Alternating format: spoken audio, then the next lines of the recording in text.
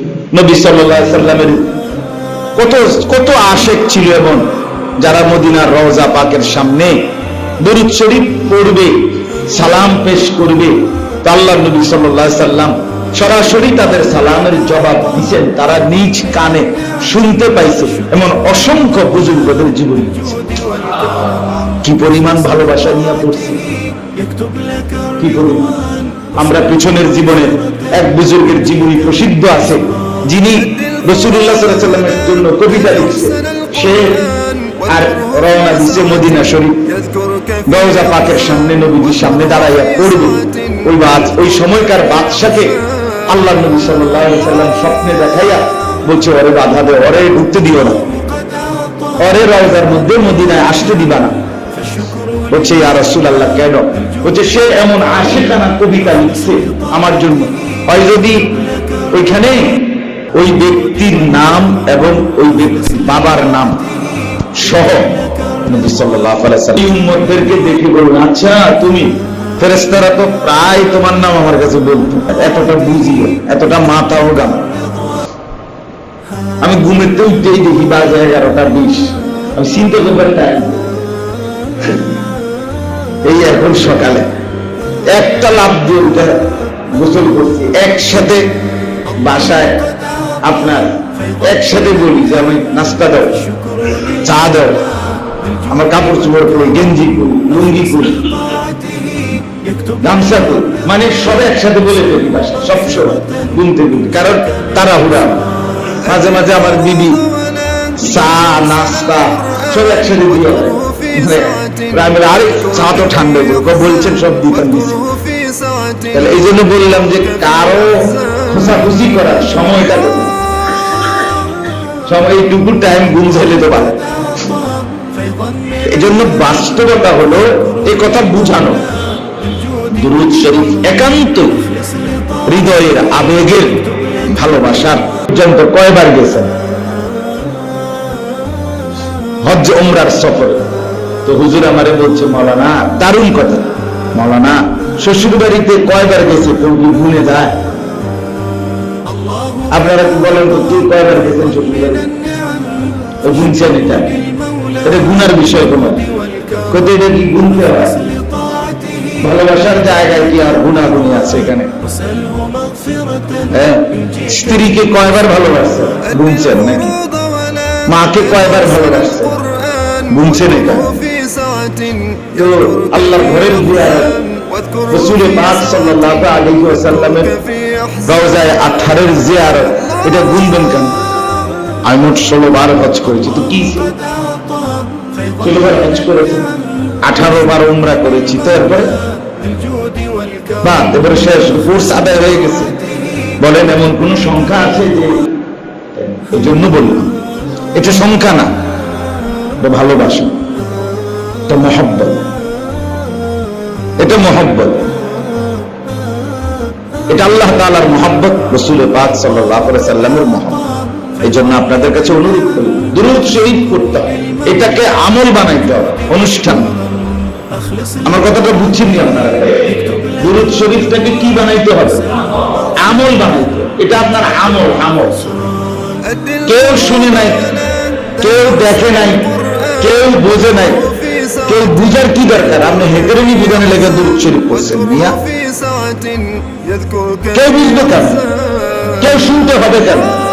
আপনি কখনো রাতে পড়বেন, কখনো দিনে পড়বেন, কখনো হাঁটতে হাঁটতে পড়বেন, কখনো বসতে বসতে পড়বেন, কখনো দাঁড়িয়ে বসে পড়বেন। আপনার ভালোবাসা বাড়বে, রাসূলুল্লাহ সাল্লাল্লাহু আলাইহি ওয়াসাল্লামের দুরূদ শরীফে বাড়বে, দুরূদ শরীফে বাড়বে, ভালোবাসা মহব্বত বাড়বে।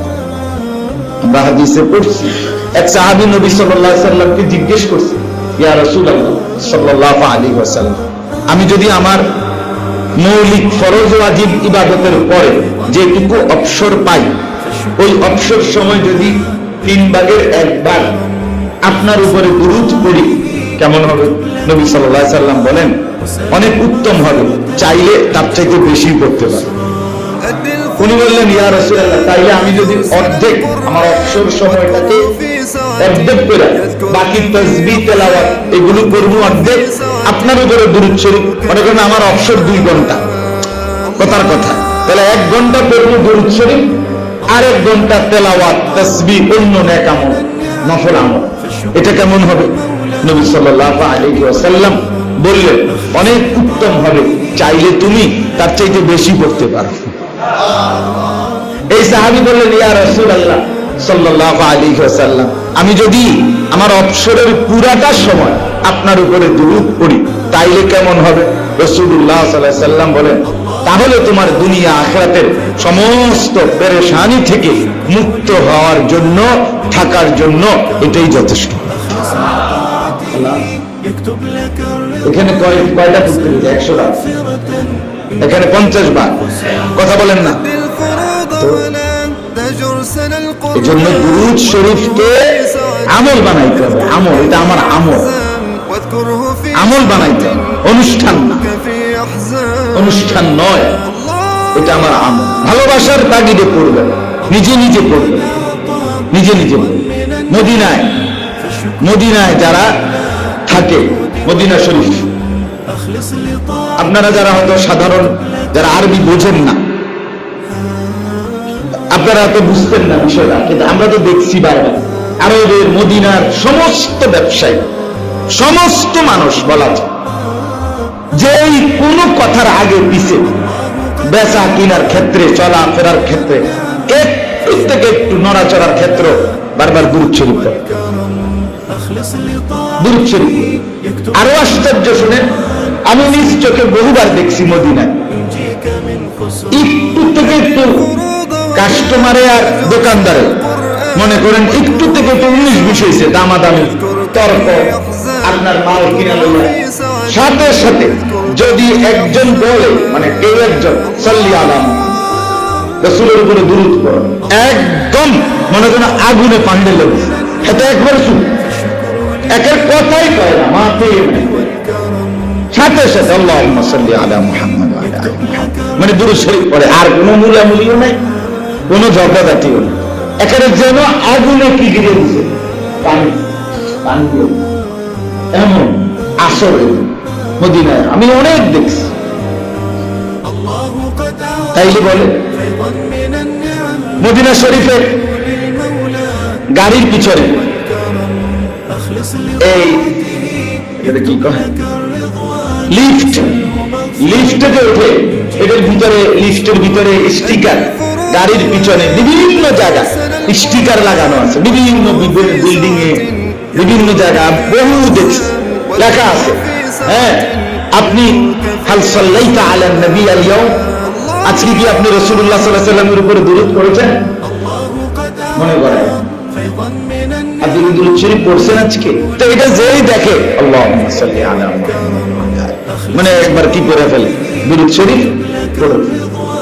এইবার ওই এখন ইদানিং দেখেন না আমাদের বাংলাদেশে বিভিন্ন জায়গায় জায়গায় সুবহানাল্লাহ, আলহামদুলিল্লাহ এগুলো লাগায়, হ্যাঁ বিভিন্ন গাছে, রাস্তায়, কতক্ষণে লাগায়, ভালোবেসে কেউ দেখলো তো সে একটাবার হইলো পড়ে ফেললো সুবহানাল্লাহ, তার আমল নামায় একটা উহুদ পাহাড় পরিমাণ নেকি জমা হয়ে গেল, জান্নাতের মধ্যে একটা খেজুরের গাছ লাগানো হয়ে গেল। আর 100 বার হইলে 100 গোলাম আজাদের সওয়াব হয়। সুবহানাল্লাহ, সুন্দর করে বলতে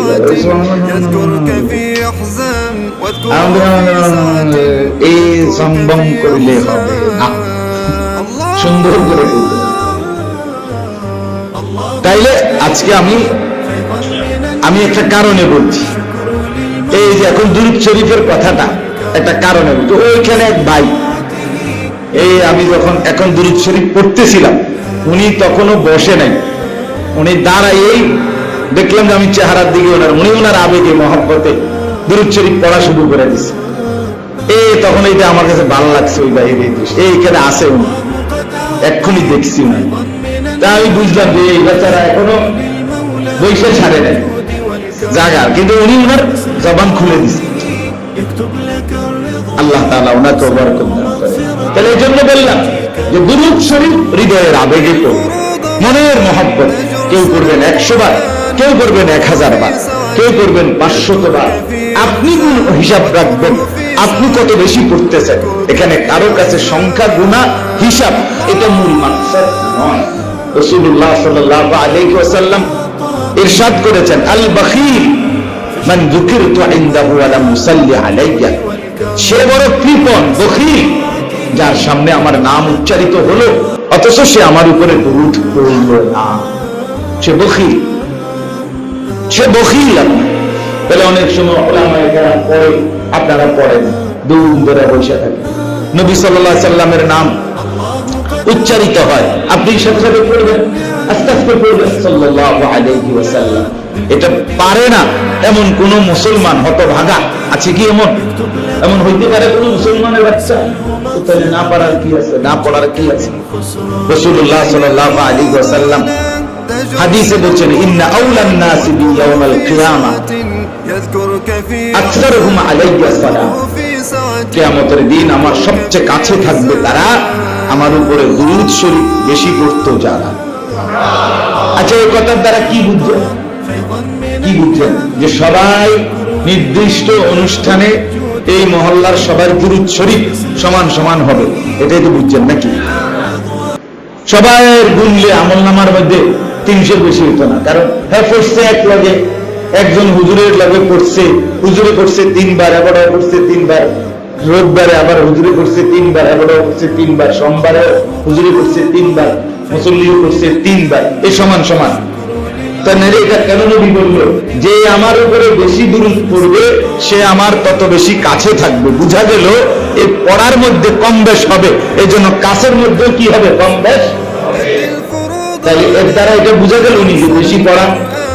আর প্রত্যেকে নিজের তাগিদে, নিজের প্রয়োজনে, আমার জন্য আমি বাড়াবো, আমি রাসূলের আরো কাছে যেতে চাই, ঠিক না? বলেন না কেন? আমি নবীর আরো কাছে যেতে চাই, তাহলে আমার প্রয়োজনে আমি আরো বেশি পড়ব। আপনার দরকার নাই তো ঠিক আছে, আপনি পড়েন না। এটা তো আসলে ঝগড়ার কোনো বিষয়ই না, মনোমালিন্যের কোনো বিষয়ই ছিল না, বিষয়ই ছিল না। শুধু শুধু এটারে আপনার ঝগড়ার একটা উপলক্ষ বানায়, ঝগড়ার একটা উপলক্ষ বানায়। নিজেদের মধ্যে 2 দল বানায় দিছে, একদল সুন্নি, একদল ওয়াহাবি। আশ্চর্য কথা! কি বললেন, কি বলেন? এটা কি বুঝাইতে চাচ্ছেন? সুন্নি বলতে কি বুঝান, ওয়াহাবি বলতে কি বুঝান? কারে গালি দেন, কারে পক্ষ নেন? সুন্নি যদি রাসূলুল্লাহ সাল্লাল্লাহু আলাইহি ওয়াসাল্লামের সুন্নাত হয় তো মুমিনের জন্য রাসূলুল্লাহ সাল্লাল্লাহু আলাইহি ওয়াসাল্লামের সুন্নাত দরকার নাই? আচ্ছা, ওয়াহাবি, ওয়াহাব শব্দ আল্লাহর নাম, সরাসরি কোরআনের শব্দ এটা। ইন্নাকা আনতাল ওয়াহাব রব্বানা লা তুযিগ কুলুবানা বা'দা ইদ হাদাইতানা ওয়া হাব লানা মিন লাদুনকা রাহমা ইন্নাকা আনতাল ওয়াহাব। এটা আল্লাহর নাম, আল্লাহর নাম। তো আল্লাহওয়ালা, আল্লাহওয়ালা হওয়া এক মুসলমানের জন্য দরকার নাই? তো এক মুসলমান রাসূল সাল্লাল্লাহু আলাইহি সাল্লাম তাকেও ভালোবাসবে, আল্লাহকেও ভালোবাসবে।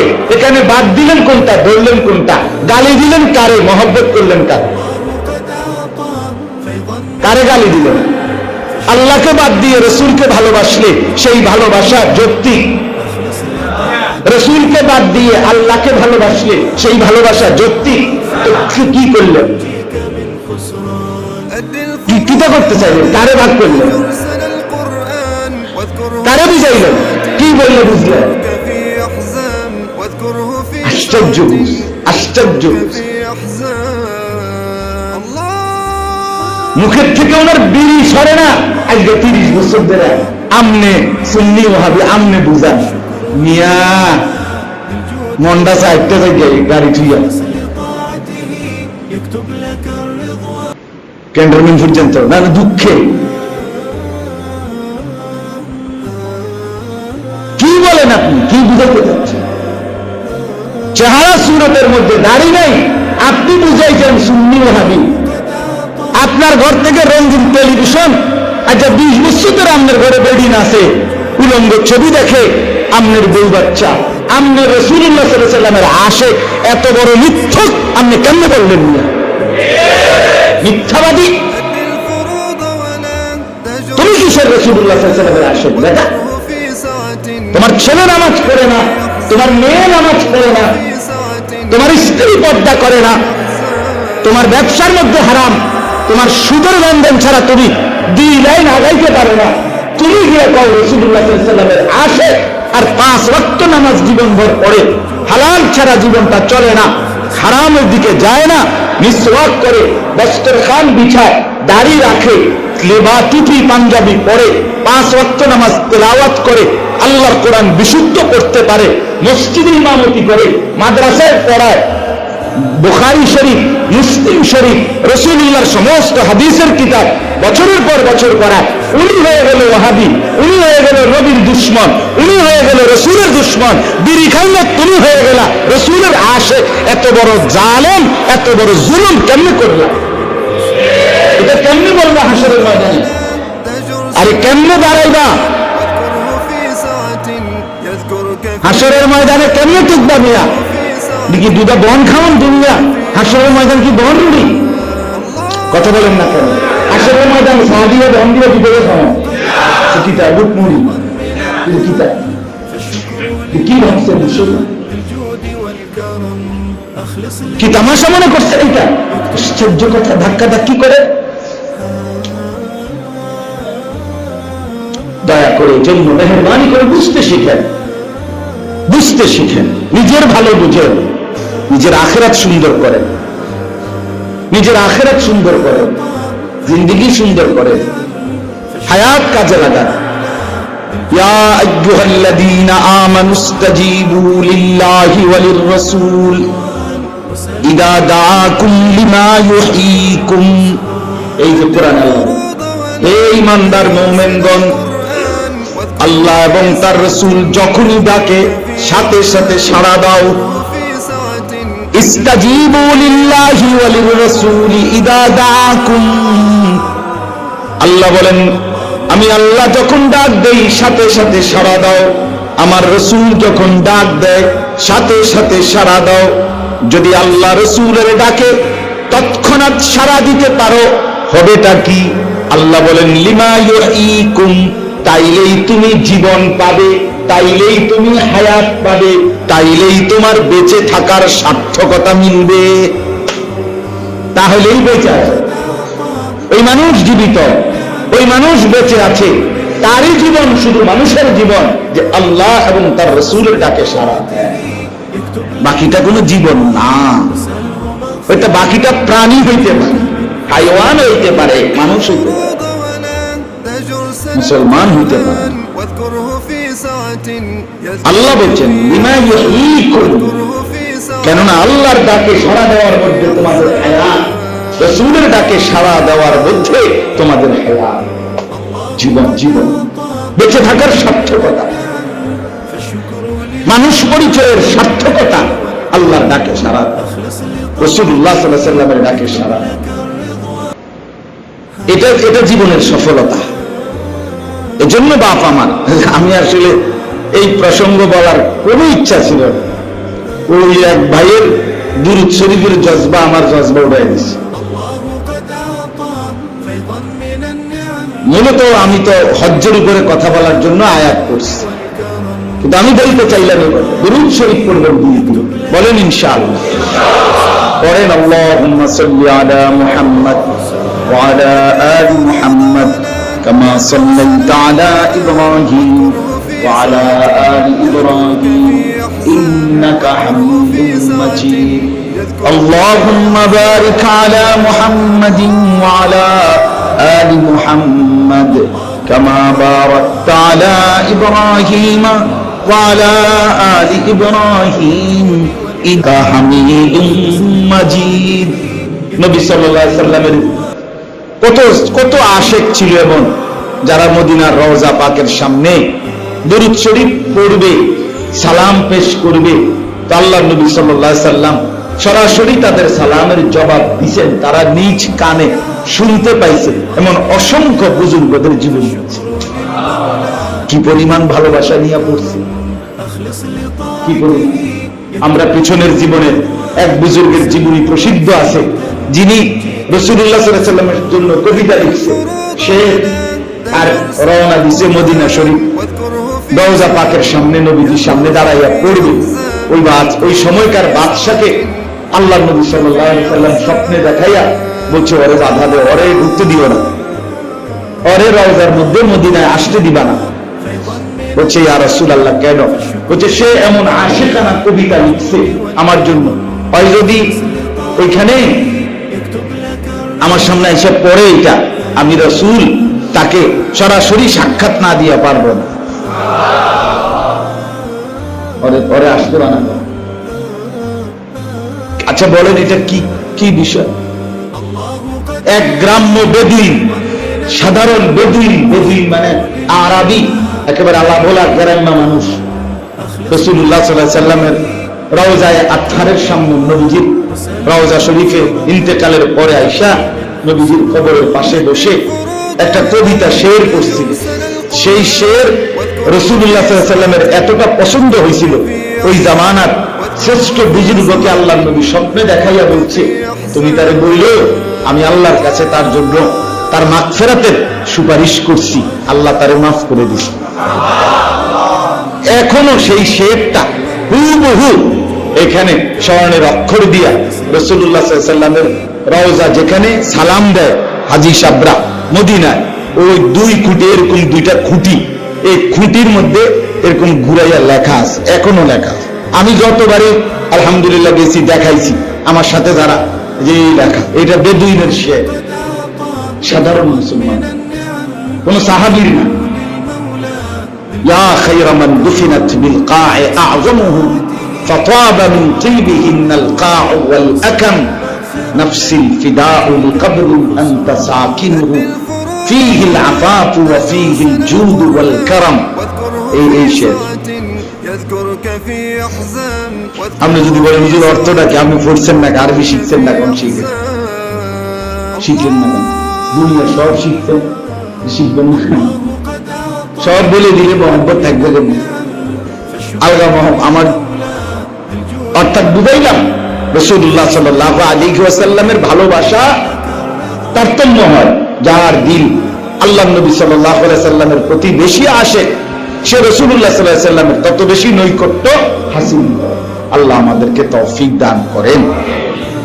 যাই হোক, আমি আজও এখনো বলতেছি, কাউকে প্রতিপক্ষ মনে করে বলি না, আমি শুধু এটা বলছি, আপনার জবান যেন রাসূলুল্লাহ সাল্লাল্লাহু আলাইহি ওয়াসাল্লামের দুরূদ শরীফ বেশি বেশি করে, সংখ্যা গুণেও না, অনুষ্ঠান হিসাবেও না, মহব্বত হিসাবে।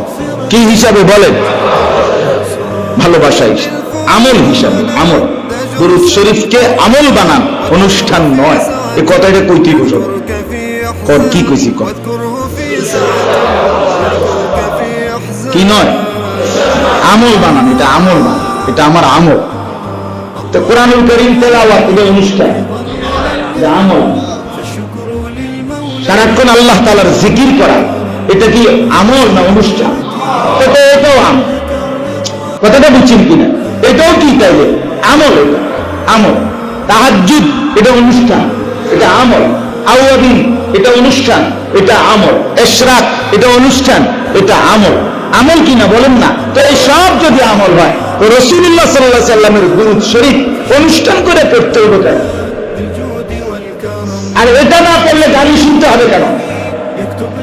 অনুষ্ঠান না করলে গালি দিবেন কেন? মন্দ বলবেন কেন? এটা জিজ্ঞাসা করতে পারেন। আপনি আমার নবীর দুশমন অনেক সময় বলবেন, যদি আপনি জিজ্ঞাসা করেন আমারে কসম কইরা, আমার জিজ্ঞাসা যে হুজুর আপনি রাসূলুল্লাহ সাল্লাল্লাহু আলাইহি ওয়াসাল্লামের উপরে দুরূদ পড়েননি, আমি আল্লাহর কসম কইরা কাবার দিকে ফিরা বলবো, আমি আমার রাসূলের উপরে প্রতিদিন নিয়ম মাফিক আমার শায়েখের ওজিফা হিসাবে দুরূদ শরীফ পড়ি। রাসূলুল্লাহ সাল্লাল্লাহু আলাইহি ওয়াসাল্লামের নাম বয়ানে, চলতে ফিরতে, বসতে, কিতাবে রাসূলুল্লাহ সাল্লাল্লাহু আলাইহি ওয়াসাল্লামের নাম বললে দুরূদ শরীফ পড়ি, তা আমি নবীর দুশমন হব কেন? কথা বলেন না কেন? আমি পড়ি তো মিয়া, আমি তো পড়ি। আমাদের শায়েখের আমলের মধ্যে 6 তাসবির মধ্যে তো দুরূদ শরীফ 100 বার আছেই।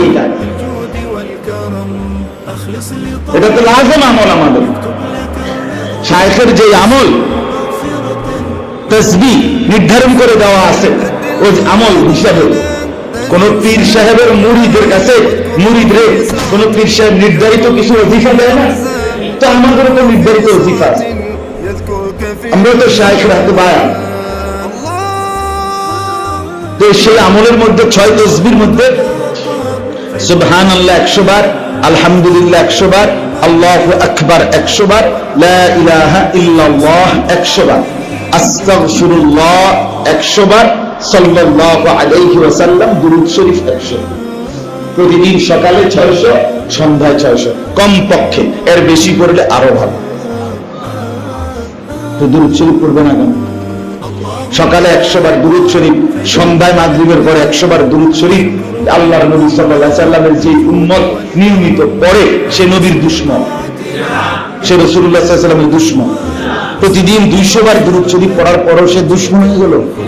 আপনি কি দেখবেন? কেমনে আপনি কি বাদ খান, কি বলেন? আল্লাহ আমাদেরকে বুঝ দান করেন।